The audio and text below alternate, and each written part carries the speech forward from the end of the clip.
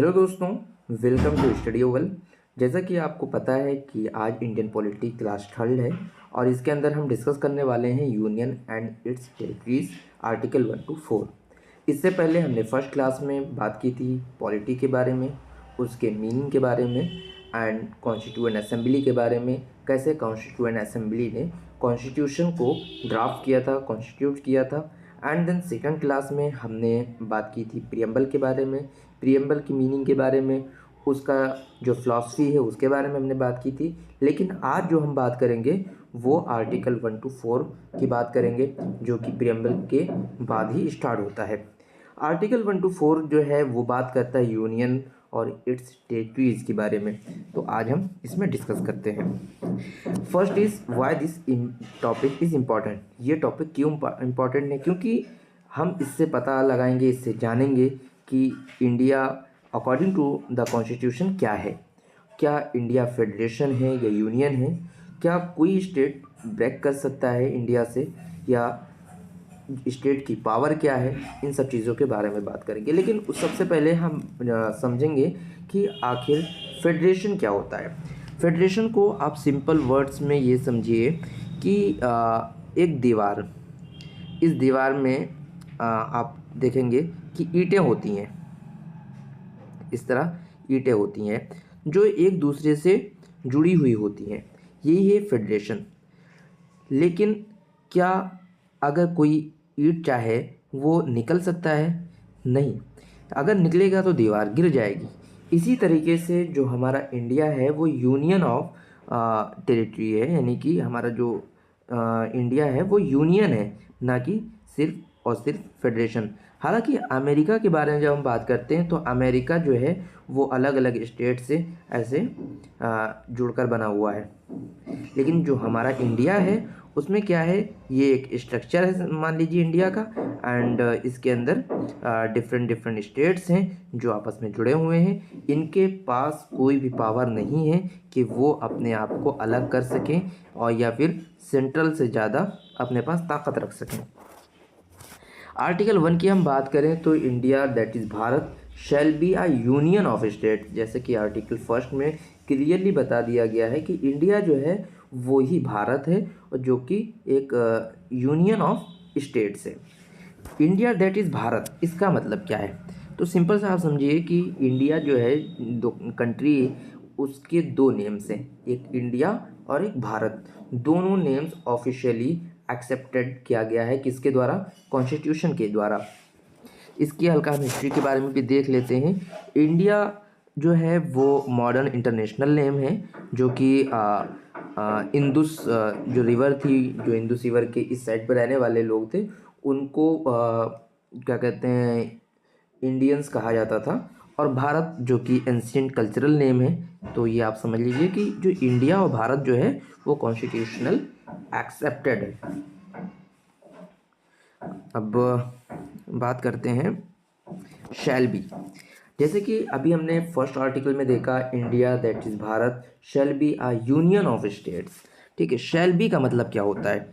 तो कॉन्स्टिट्यूशन में जब भी the word shall be use किया जाता है तो उसका मतलब होता है मस्ट, बिल्कुल कंपलसरी है। Shall be means the compulsory that this can not be changed easily, ये परमानेंट नेचर में होता है। ओके, अब हम बात करते हैं यूनियन ऑफ स्टेट्स की। This is the most important part. India is not called federation of state. आप समझ लीजिए फेडरेशन ऑफ स्टेट अमेरिका कहलाया जाता है, क्योंकि अमेरिका में क्या है कि सभी स्टेट्स डिफरेंट स्टेट्स हैं, वो सब मिलकर एक अमेरिका बनाते हैं। ठीक है, वो एक समझ लो कंट्री बनाते हैं। लेकिन इंडिया का मामला अलग है। इंडिया का मसला ये है कि एक कंट्री है, ठीक है, कंट्री के अंदर डिफरेंट स्टेट्स हैं। आई थिंक आप लोग समझ गए होंगे। It is called union of states. कौन यूनियन ऑफ स्टेट्स? इंडिया। क्योंकि जो हमारा इंडिया है वो अलग अलग स्टेट से मिलकर इंडिया नहीं बना है, बल्कि इंडिया ने अच्छे से गवर्न करने के लिए, अच्छे से गवर्नमेंट को रन करने के लिए क्या किया, अलग अलग स्टेट्स में डिवाइड कर दिया। Meaning of union of state, what does union means? Union means states are join together permanently. क्या? Permanently. State do not have the right to separate. जैसे कि मैंने पहले ही बताया कि स्टेट के पास कोई भी ऐसी ताकत नहीं है, कोई भी ऐसा राइट नहीं है कि वो सेपरेट हो सके, कि हाँ भाई मुझे नहीं रहना है इंडिया के अंदर, मैं अलग हो रहा हूँ, ये नहीं कर सकता है, उसके पास कोई भी राइट नहीं है। Once a state becomes part of India it can not leave India. Why India is not a federation by agreement. उसका भी रीज़न, जैसे in some countries like USA के बारे में भी हमने बताया कि states come together voluntarily, they formed a federation by agreement. ठीक है, वो फेडरेशन में आते हैं किसके द्वारा? एग्रीमेंट के द्वारा। लेकिन इंडिया क्या है, states were created and reorganised by the centre. पहले क्या था? सेंटर था, सेंटर ने क्या किया? स्टेट्स को रीऑर्गेनाइज्ड किया। There was no agreement between states. States के बीच में कोई एग्रीमेंट नहीं है, बल्कि सेंटर ने ही स्टेट्स को बनाए हैं बेटर गवर्निंग के लिए। Okay, India is a union not a federation by agreement. Historical reason, जैसे कि after partition in 1947 India was divided into India and Pakistan. जैसा कि पहले ही हमने फर्स्ट वीडियो में हमने बताया था, there was a fear of further division. तो सेंटर को ये डर था कि अगर हम इस तरह करेंगे तो हमारा जो इंडिया है वो टूट जाएगा। फिर इसकी वजह से हमने क्या अपनाया? यूनियन ऑफ स्टेट्स, ना कि फेडरेशन ऑफ स्टेट्स। तो लीडर्स क्या चाहते थे? स्ट्रॉन्ग नेशनल यूनिटी चाहते थे, नो फर्दर ब्रेकअप चाहते थे। So the word union was chosen by deliberately. Okay, ये वर्ड्स डॉक्टर भीमराव अंबेडकर ने यूज़ किया था। क्या can state separate from India? No, पहले ही हमने बता दिया कि नहीं हो सकता है। Do not have the right to secede, do not have sovereignty. India के पास सॉवरेनिटी है, आप ध्यान में रखें, इंडिया सॉवरेन है, लेकिन स्टेट्स के पास कोई भी सॉवरेनिटी नहीं है, वो इंडिया से अलग नहीं हो सकता है। अब types of territories in India की बात हम कर देते हैं। तो जो हमारी इंडिया है वो मेन 2 टाइप्स का होता है। स्टेट्स होता है, जैसा कि है जिसके पास इलेक्टेड गवर्नमेंट्स होते हैं, चीफ मिनिस्टर्स होते हैं एंड गवर्नर्स होते हैं। चीफ मिनिस्टर्स जो होते हैं वो समझ लो स्टेट के अंदर लाइक का प्राइम मिनिस्टर होते हैं, उनके हाथ में सब कुछ होता है, उनके कंट्रोल में होता है। हालांकि वो प्राइम मिनिस्टर नहीं होते, लेकिन वो अपने स्टेट्स में समझ सकते हो आप। और जो गवर्नर होता है वो एज अ प्रेसिडेंट होता है। हालांकि गवर्नर को अपॉइंट कौन करता है? वो प्रेसिडेंट ही करता है। ठीक है, हैव अ स्टेट लेजिस्लेचर, जैसे कि एक पार्लियामेंट होता है वैसे ही स्टेट में स्टेट लेजिस्लेचर होता है। जैसे कि एग्जांपल के तौर पे उत्तर प्रदेश हो गया। उत्तर प्रदेश में जैसे योगी आदित्यनाथ जी ये हैं सीएम है। ठीक है, बिहार के अंदर नीतीश कुमार हैं। ठीक है, इसी तरीके से लेजिस्लेचर में ये वर्क करते हैं, यानी गवर्न करते हैं स्टेट को। लेकिन अगर हम सेंट्रल लेवल पे देखते हैं तो प्राइम मिनिस्टर नरेंद्र मोदी हो जाते हैं। यूनियन एंड टेरिटरीज़ की बात अगर हम करें तो यूनियन एंड टेरिटरीज़ क्या होता है? Control by the central government. इसको सेंट्रल गवर्नमेंट कंट्रोल करती है, लेकिन कुछ यूटी ऐसे होते हैं जिसके पास लेजिस्लेचर होता है, जैसे कि दिल्ली और पुडुचेरी में। और सम डू नॉट हैव, जैसे चंडीगढ़, लक्षद्वीप, इनके पास अपना कोई लेजिस्लेचर नहीं है। यूटीज़ जो होती हैं एग्जिस्ट फॉर एडमिनिस्ट्रेटिव कन्वीनेंस। 2 चीज़ें आपको समझ में आ गई होंगी कि जो इंडिया है वो 2 चीज़ों में डिवाइडेड है, एक स्टेट्स होता है, एक यूनियन टेरिटरीज होता है। जो स्टेट्स होते हैं उनके पास अपना अपना लेजिस्लेचर होता है, उनके पास फुल अथॉरिटी होती है अपने स्टेट्स को रन करने की, लेकिन सेपरेट होने की नहीं। ठीक है, साथ में रह के। और जो यूनियन टेरिटरीज होती हैं वो क्या कहते हैं? गवर्नमेंट ऑफ इंडिया के हाथ में होता है, वो अपने अकॉर्डिंग रन करता है। उसका भी रीज़न होता है, उसका भी रीज़न अभी हम देखेंगे। Why union territories were created? Union territories were created because some areas are very small, some areas are strategically important होते हैं। जैसे some areas need direct central control, जो उनको ज़रूरत होती है। बॉर्डर एरियाज़ हो जाते हैं। कैपिटल टेरिटरी, जैसे कि दिल्ली कैपिटल है तो जो ज़रूरी है। बॉर्डर एरियाज़ हैं बहुत से, बॉर्डर एरियाज़ को भी यूनियन टेरिटरीज वो किया जाता है, इसकी वजह से ज़रूरी होता है। अब हम बात करते हैं आर्टिकल 2 की। आर्टिकल 2 एडमिशन या establishment of new states. What does article 2 say? Article 2 give powers to parliament to admit new states into India और एस्टेब्लिश न्यू स्टेट्स। देखो सिंपल सा आप ये समझिए कि ये इंडिया है, ठीक है, सपोज दैट ये इंडिया है, ठीक है, हालांकि मैप सही नहीं बना है, ये इंडिया है। इंडिया के अंदर अगर कोई अदर प्लेस है, वो प्लेसेस चाहती हैं कि इंडिया में जो मर्ज हो जाए, तो इसके ये क्या आर्टिकल 2 ये पावर देता है पार्लियामेंट को कि इनको मर्ज कर ले, लेकिन मर्ज करने के लिए इनको 368 आर्टिकल 368 के अंदर कॉन्स्टिट्यूशनल अमेंडमेंट एक्ट लाना पड़ेगा। क्या लाना पड़ेगा? Constitutional amendment act. दूसरी चीज़, अगर कोई इंडिया है, इंडिया के अंदर जैसे उत्तर प्रदेश हो गया, बिहार हो गया, यानी 28 स्टेट्स हैं, उनमें से अगर कोई और स्टेट्स बनाना चाहते हैं, मान लो कुछ यूपी से ले लिया, कुछ बिहार से ले लिया, कुछ दूसरे स्टेट से मिला के एक नया स्टेट बनाने को अगर चाहते हैं तो वो बना सकते हैं, जो कि आर्टिकल 2 कहता है, ठीक है। तो इसके लिए कॉन्स्टिट्यूशनल अमेंडमेंट एक्ट की ज़रूरत नहीं है। हालांकि अगर इंडिया में दूसरी प्लेसेस को जो इंडिया का पार्ट नहीं था अभी, उसको जो लाया जा रहा है, तो उसके लिए कॉन्स्टिट्यूशनल अमेंडमेंट एक्ट लाना पड़ेगा, जैसा कि सिक्किम के लिए लाना पड़ा था। सिंपल वर्ड्स में आप समझ लीजिए, parliament can decide who can join India, India को कौन ज्वाइन कर सकता है, ऑन व्हाट कंडीशंस, कौन से कंडीशंस में। पार्लियामेंट हैज़ कंप्लीट कंट्रोल, जैसा कि हैदराबाद 1948 में ऑपरेशन पोलो के अंडर हैदराबाद को कंट्रोल किया गया था, जो हैदराबाद को इंडिया में मर्ज किया गया था, क्योंकि हैदराबाद चाहता था कि वो अलग अपना स्टेट बनाए, क्योंकि हैदराबाद तो इंडिया के बीचों बीच में आता था, तो ऐसा हो ही नहीं सकता था कि हाँ जो चारों तरफ से इंडिया है और बीच में हैदराबाद पड़ रहा है, तो कैसे हो सकता है। तो ऑपरेशन पोलो जो आया था, कौन लेकर आया था? ये सरदार वल्लभ भाई पटेल लेकर आए थे, जिनको आयरन मैन भी कहा जाता है, ठीक है, ऑपरेशन पोलो, जिससे हैदराबाद को मर्ज किया गया था।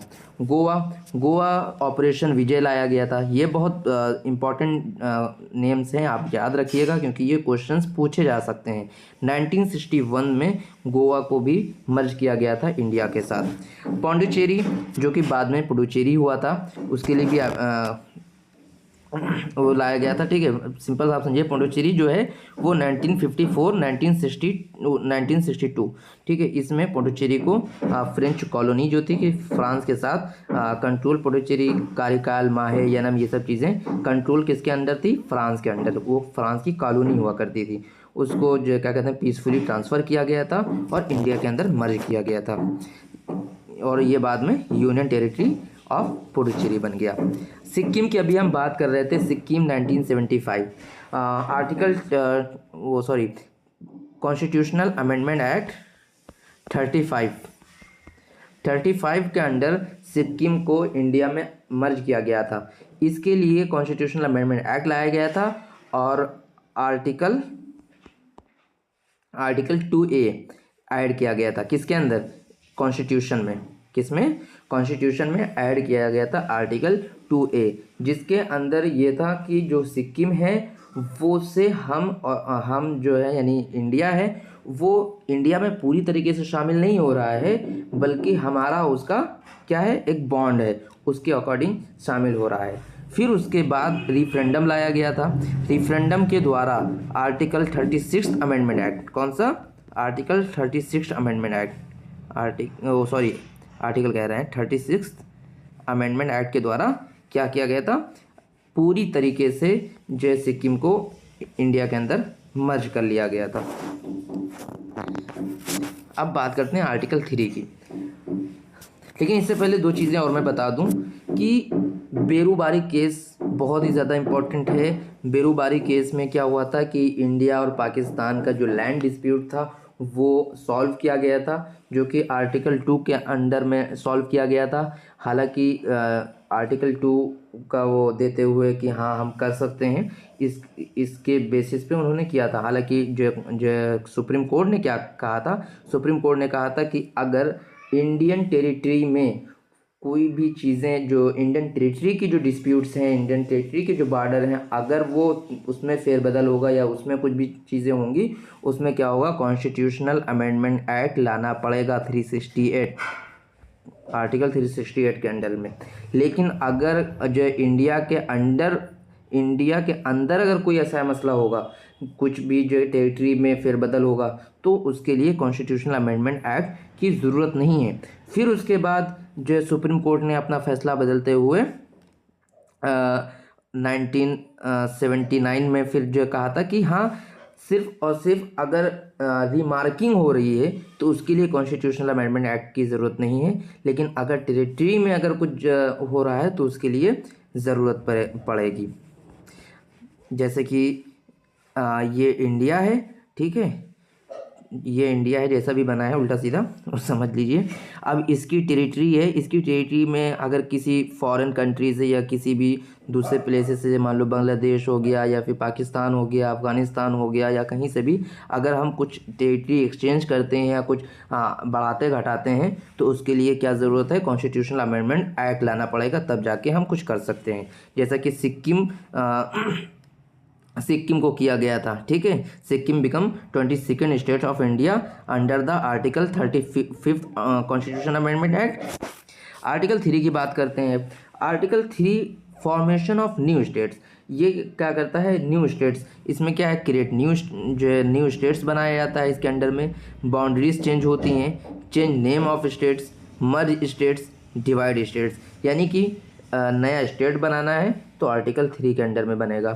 बाउंड्रीज चेंज करना है तो आर्टिकल 3 के, कौन सी बाउंड्री, जो इंडिया के अंदर है, इंडिया की बाउंड्री की बात नहीं हो रही है बल्कि स्टेट्स की बाउंड्री की बात हो रही है। Change name of state, merge states, divide states, ठीक है। जैसे creation of Telangana from Andhra Pradesh. अब आप बताइएगा कि तेलंगाना जब जो क्रिएट हुआ था, उसे बनाया गया था, वो कब बनाया गया था, ये आपको कमेंट में बताना है। रिमेनिंग ऑफ स्टेट, जैसे उड़ीसा यानी उड़ीसा पहले नाम था, उसको उड़ीसा किया गया। ऐसे ही पौंडुचेरी को पुडुचेरी किया गया, ठीक है।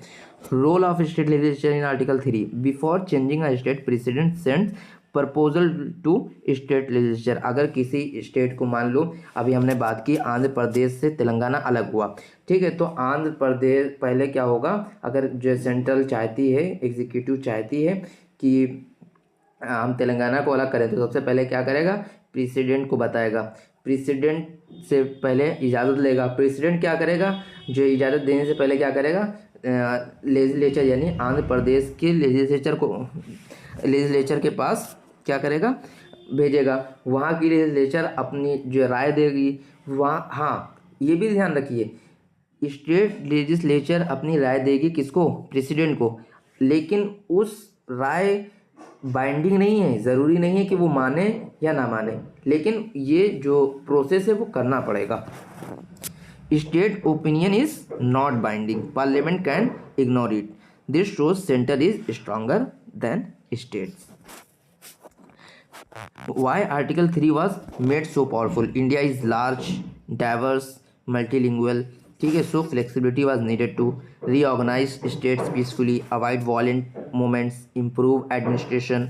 आर्टिकल 4 जो 2 और 3 की बात करता है, जिसमें बताता है कि laws was made under article 2 और 3 आर ऑर्डिनरी लॉज, यानी कि जो भी लॉज बनेंगे किसके, आर्टिकल 2 के एंड 3 के, वो क्या हैं, ऑर्डिनरी लॉज हैं, not constitutional amendments.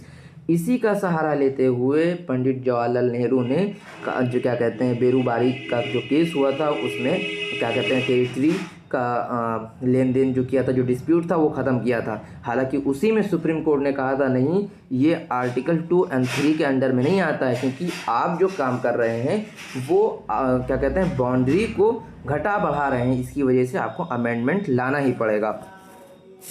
Constitutional amendment is difficult, क्योंकि भाई अगर हम स्टेट्स के डिस्प्यूट को हल कर रहे हैं तो हमेशा कॉन्स्टिट्यूशनल अमेंडमेंट ही लाना पड़ेगा।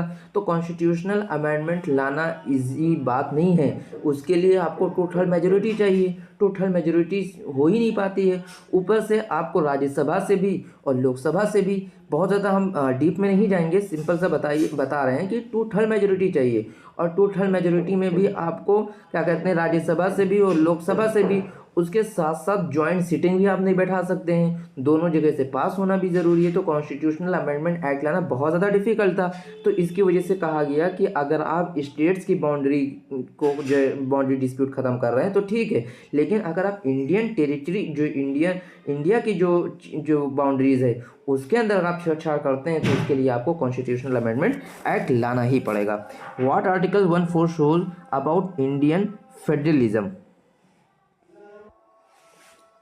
फेडरलिज्म के बारे में हमने पहले ही बताया, जिसके अंदर स्ट्रांग कौन होता है, सेंटर होता है, ना कि फेडरल स्टेट्स होते हैं। हालांकि जब अमेरिका की बात करते हैं तो वहाँ पे सेंटर स्ट्रांग नहीं है, उससे ज़्यादा वहाँ के फेडरल स्टेट स्ट्रांग है। States are not supreme, states are supreme नहीं है, जैसे कि यूएसए में स्टेट्स आर सुप्रीम है, लेकिन यहाँ पे इंडिया की जब बात करते हैं तो स्टेट सुप्रीम नहीं है।